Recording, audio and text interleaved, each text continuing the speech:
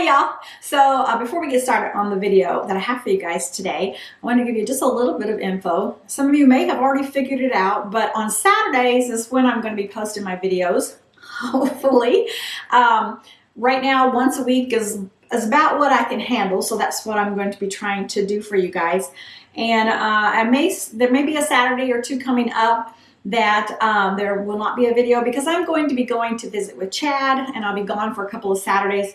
Depends on how things go if I can get a video made for those Saturdays. If not, you guys will know where I'm at. But hopefully I can stick with this schedule of at least once a week on Saturday. So I just wanted to let y'all know that. And today, oh my goodness, I'm excited about today's video because I found this little sewing bag, or I saw it somewhere where I don't remember, to be honest with you. But it had little characters like a spool of thread, some scissors, a mannequin. What else did it have? A button and a thimble, but they were all little characters. They had the cutest little faces, little arms and little legs, and I thought, oh, I wish that I could get those to sit around in my craft room. I mean, that would be so perfect. Well, since I'm probably not going to be able to find them, I decided to make my own. Okay, at least I'm going to do my very best at making my own. So anyway, today I'm going to be making a little character out of this spool of thread. Of course, there is no thread on it right now. And there's also a little pin cushion top, but we're going to be actually using that. That's going to come in handy. I thought of a great idea for this. I thought about just taking it off and just having the spool of thread, but I thought of something really cute. So anyway, let's just go ahead and make this little spool of thread into an adorable little character that I can sit around on my shelves. So I'm going to show you some of the supplies that I'm going to be using to make my little spool of thread character. Of course, I found this huge spool. I was not expecting to find anything to make these characters, and I saw this and I was so excited. I've also found a button and thimble, and the rest of the things I have not found yet, but hopefully I can come up with something on my own. But I found this at Hobby Lobby. Now, it does not have any thread on it, but instead of thread, of course, you know, it would take a ton of thread to cover this. I'm going to be using yarn to bake the thread. So I've got my spool. I've got some yarn here in this purple color. Now, this color right here is what I'm going to be using on top to make it some hair. Oh my stars, I'm so excited about that. I also found these little spools like this, and they're just very teeny, but it's going to be the little character's hands and feet. And I'm going to be wrapping it in some of this string. You can use this for, you know, crocheting or string art, things like that. Also, I've got some metallic paint here, bronze color, I think it is, antique copper, that I'm going to be using to paint this lighter color wood because, you know, I want it to look more, you know, antique-ish. So that's what I'm going to be doing. So that's what we're going to start first, is by brushing all of the plain wood here. I'm going to be brushing it with this metallic antique copper. Okay, so all I'm going to do is just brush on the metallic copper, and then I'm just going to wipe the excess off with a paper towel.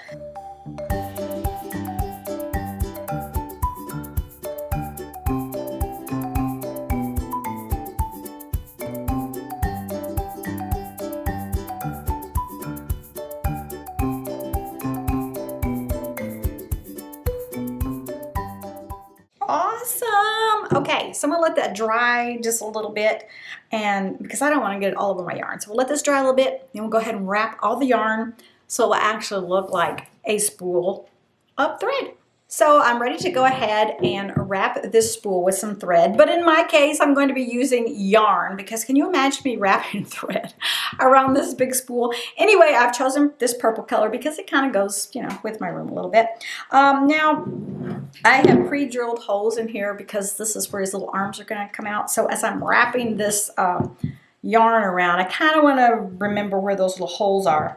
So hopefully I don't cover them up, and then I'm going to have a job of trying to find them. So what I'm going to do is just take my my yarn here.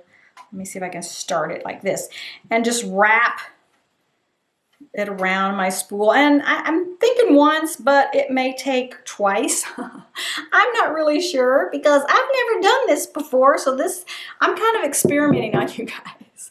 So, you know, but anyway, just push that up as you go, and that should make it look tight, and it would cover all that burlap up that I don't want showing.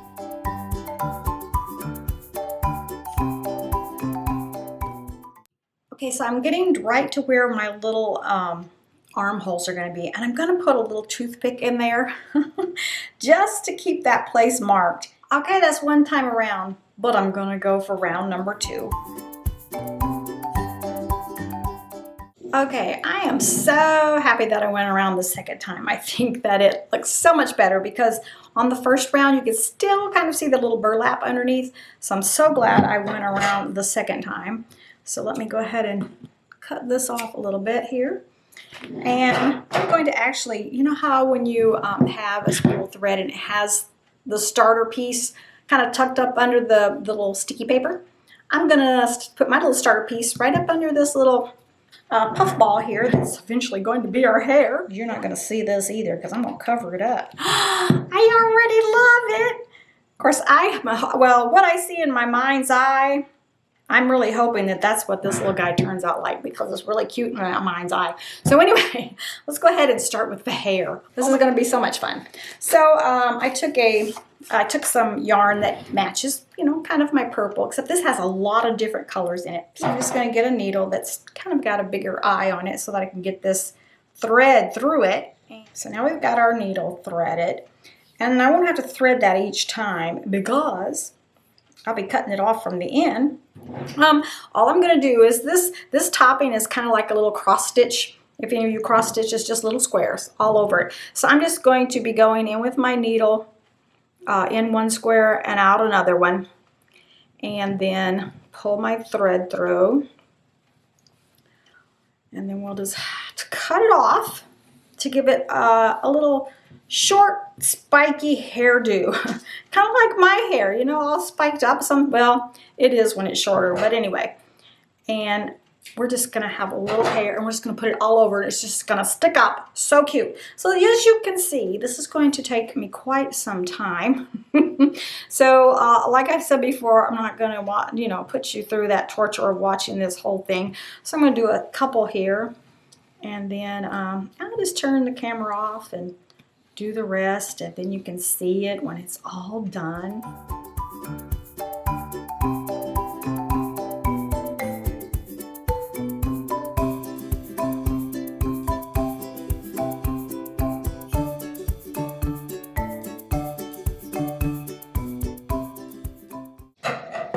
Okay, finally, oh my goodness, this took me a long time to finish.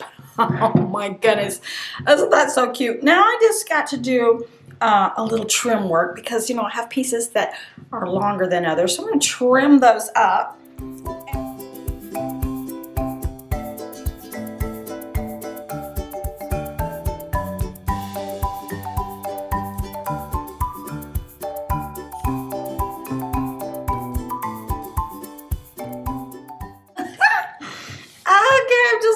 I mean, this did take me a very long time to do, but it was so worth it because it is so adorbs.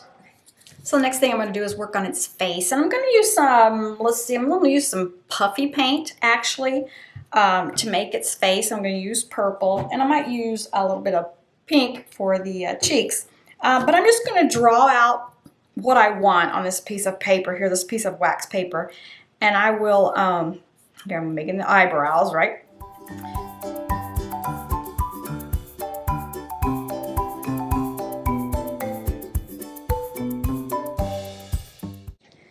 And it's just like so.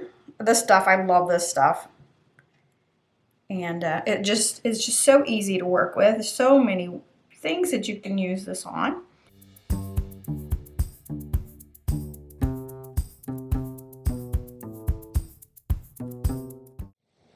Okay, so I just wanted to show you how I did this, but I already have one over here that I've done and I let dry, and I'm in the middle of cutting it out.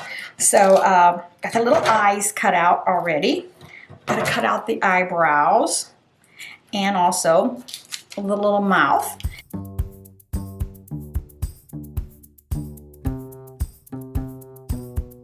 Okay, great. Got them all cut out. Now I'm ready to go ahead and get them attached to our adorable little spool of thread.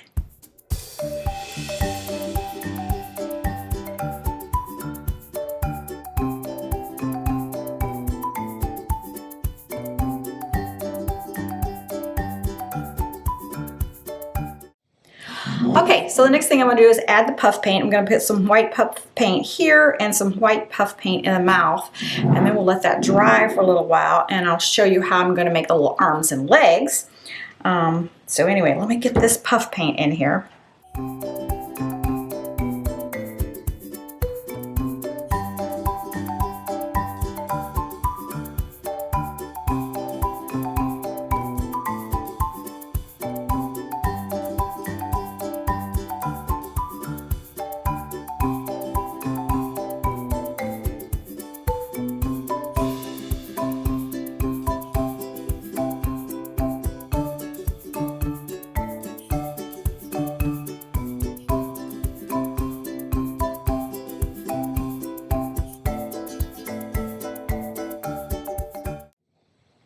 It's looking kind of scary.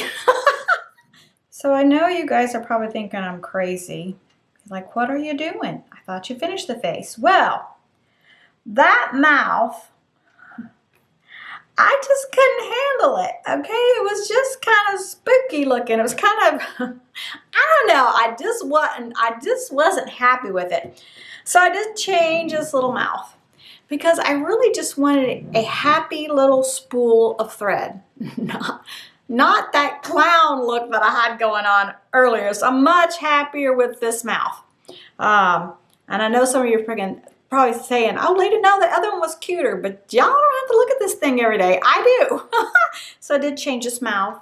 I'm much happier. Now I have a happy little spool of thread. Okay, so I have these pieces of wire that my husband had in his workshop, and it's flexible enough for me to bend. So I'm just used those, and I spray painted them brown. And then I had these little spools, like I showed you at the beginning of the video, that I also painted in the same metallic antique copper that I painted the big spool in. And then I took this string, I told you about at the beginning, that you can crochet with or do string art, and I just made my own little threads. See? Oh my goodness, so cute. So we've got 2 hands and 2 feet right there. So that was easy to do and a lot quicker than putting the yarn on the other one. So they're going to have their little hands like here at the end of their feet and their hands. Oh, so adorable that's going to be. Okay, so I've gone ahead and stuck the little wires in the little holes that I pre-drilled, and I'm going to put a little bit of glue though to hold them in place because they kind of want to wiggle around a little bit. Okay, so maybe that'll keep them from wobbling a little bit. Yes, that's much, much better. Okay.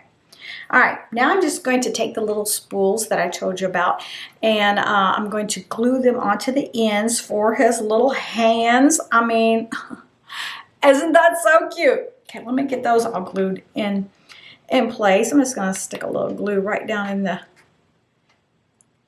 little spool there. Cuteness, cuteness. So there's his little arms and his little hands. How stinking cute is that? Okay, now to work on his little legs.